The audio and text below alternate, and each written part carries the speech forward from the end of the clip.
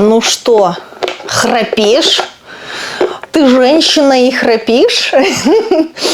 Ну, мужчина тоже может храпеть. Или замучили носогубки, и лицо стало какое-то плоское. Тогда я иду к вам.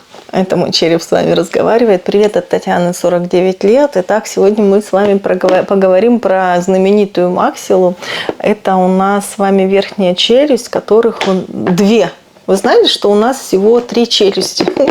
Когда я это говорю, я представляю какого-то муравьишку, который... Но у нас действительно 3 челюсти. Нижняя, вот, собственно, большая, которая у меня уже заюзанная, которая у меня уже телепается, лишь бы как.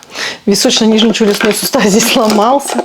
Вот. А верхних челюстей у нас 2. Они соединены между собой швом, который вы можете... Если туда внутрь залезете, нащупать, либо нащупайте языком.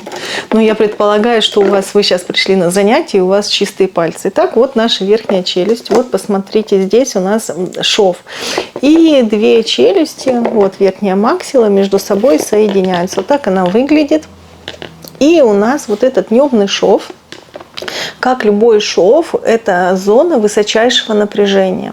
Швы черепа с возрастом, они из-за вот этого напряжения, в любом случае, там, где у вас есть соединение швов, всегда скапливается напряжение, по-любому, потому что из-за напряжения шеи, из-за стрессов тоже, из-за гравитации, из-за всего, все это вместе влияет, и швы как бы втягиваются внутрь. И черепушка становится у нас такая маленькая и легкая. Посмотрите на старушечек, старичков, какой у них череп. Череп становится легкий. Но легкий он становится еще за счет того, что в принципе усыхают кости, становятся легкими, но еще и швы внутрь затягиваются. И мы с вами, в принципе, возрастные-то процессы не изменим, но мы с вами сможем отсрочить как можно дольше, пролонгировать нашу молодость,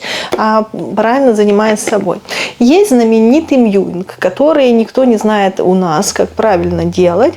И я, в принципе, в него не сильно, я-то верю в него. Он говорит о том, чтобы вот удерживать вот эту максиллу на месте, чтобы швы черепа не ссыхались, вы должны придавливать язык полностью к небу. Да? То есть наш знаменитый логопедический грибочек, мы его все знаем. Угу. Прижали язык к небу и начинаем делать упражнения. Но Мьюинг, наверняка он идет как-то этап за этапом, и наверняка его надо как пройти, как систему, потому что мы, например, если вы спазмированный, неподготовленный язык, будете прижимать к спазмированному небу, еще и неправильно, при этом напрягая жевательные мышцы, наверняка у вас, не наверняка, а точно будет обратный результат. Я вам предлагаю остеопатическую практику, которую мы сегодня с вами изучим, на то, чтобы убрать напряжение вот здесь в верхней челюсти, и когда она западает вот сюда внутрь, вы начинаете храпеть. Потому что вот здесь становится все более плоским. Но как одна из причин. Понятное дело, что причин много. То сейчас начнете мне там в комментариях писать. Одна из причин мы рассматриваем с вами всегда по причинам. И появляются опять же носогубки, и лицо становится такое более плоским.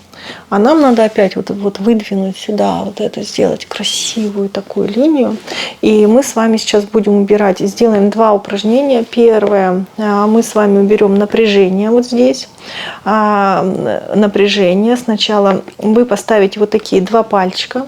Вот так. И вы будете волну расслабления в течение 30 секунд направлять вот таким образом сюда. Это первое упражнение. Для того, чтобы расслабить именно вот этот шов, убрать напряжение. Смотрите, как это выглядит. Сели ровно, с ровной спиной. Попробуйте, вот что у вас спина, прямо проворачивайтесь в тазобедренных костях, здесь тазобедренных суставах, хорошо. Да, вот вперед, вышли. Руки очень хорошо класть на стол перед собой, да, для того, чтобы у вас шея не напрягалась. Поставьте сюда пальчики и начинайте.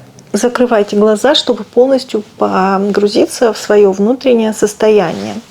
И вы прямо ощущаете как посылаете вибрацию на костные структуры. Вот костные структуры, вот здесь вот под орбитой глаза.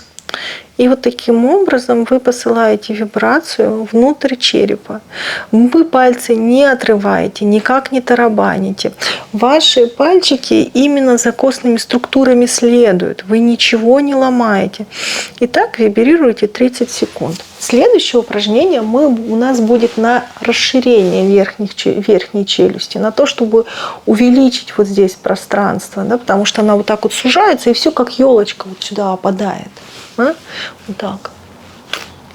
И мы с вами делаем такой прием. Мы с вами сначала переразогнутые вот так большие пальцы вводим сюда по двум сторонам от шва.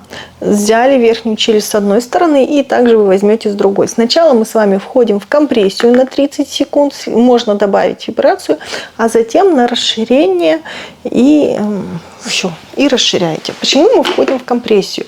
Мы входим с вами в дисфункцию, да, потому что обычно так сюда опадает. И мы с вами сначала для того, чтобы у нас расслабился шов, наоборот, еще больше входим в дисфункцию.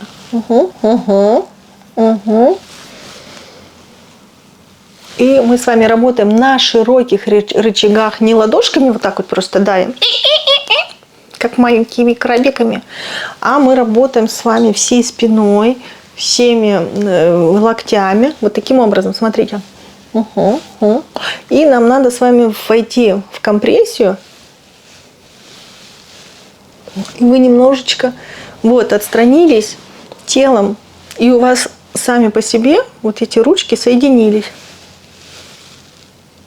И вы чувствуете, как вот здесь у вас прожигается напряжение. Вы дышите в это напряжение, дышите в шов, визуально себе все это представляете и 30 секунд сидите. Вот так вот вытяните себя немножко, да, чтобы пальцы соединились. Затем, и добавьте вибрацию в напряжение к друг другу. Затем нам надо с вами, через 30 минут мы прогрели сам шов, и мы с вами готовы к тому, чтобы к расширению верхних челюстей. И мы с вами вырастаем как черепашка, да, то есть с прямой спиной, и наши локти естественным образом разводятся, ручки разводятся. Посидите, продышите так еще напряжение 30 секунд. И в конце 30 секунд сделайте вдох-выдох. И еще больше с вибрацией немножко расширьте.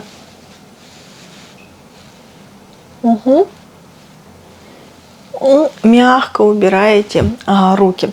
Вы должны почувствовать именно расширение пространства вот здесь, небного. И вы посмотрите обязательно в зеркало, вы увидите эффект сразу.